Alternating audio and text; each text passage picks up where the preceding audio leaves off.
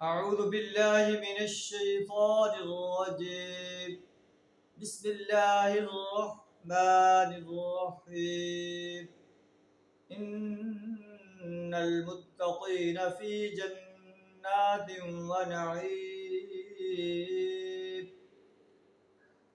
فاكهين بما آتاهم ربهم ووقاهم ربهم عذاب الجحيم.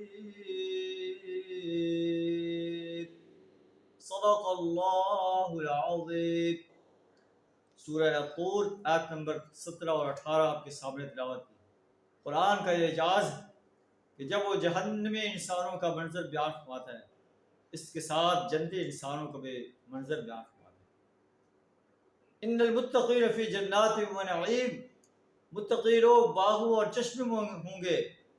فاکہین بما آتاہم ربہم، لطف لے رہے ہوں گے ان چیزوں سے جو ان کا رب انہیں دے گا. ووقاہم ربہم عذاب الجحیم، اور ان کا رب انہیں جہنم کے عذاب سے بچائے گا. اور انہیں کھائے گا کھاؤ اور پیو، اپنے سیر ہو کر اپنے ان اعمال کے بدلے جو تم دنیا کے اندر کرتے رہے. متکئین علی سرر مصفوفہ، تختوں پر آمنے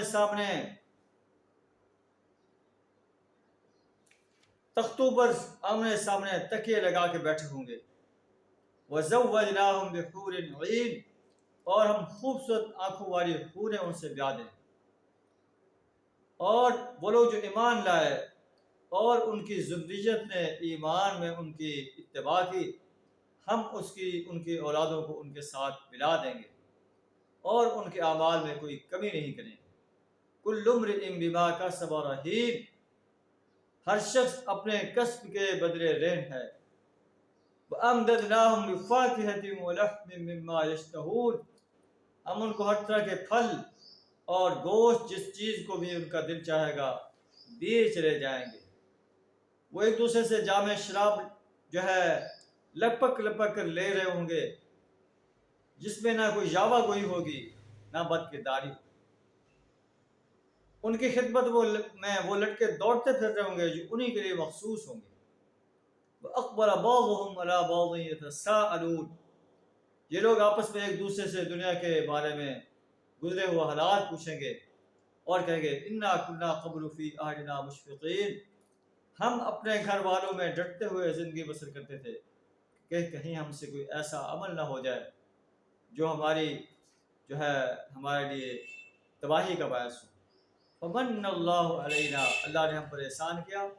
ووقانا عذاب السموم، اور ہمیں جھلسا دینے والی ہوا کے عذاب سے بچا لیا. انا کنا من قبل ندعوہ، ہم پچھلی زندگی میں بھی اسی اللہ سے دعائیں کرتے تھے. انہ هو البر الرحیم، بے شک وہ بڑا ہی محسن اور بڑی رحیم ذات ہے. اللہ سے دعا ہمیں بھی ایسے عظیم انسانوں میں شامل فرمائے.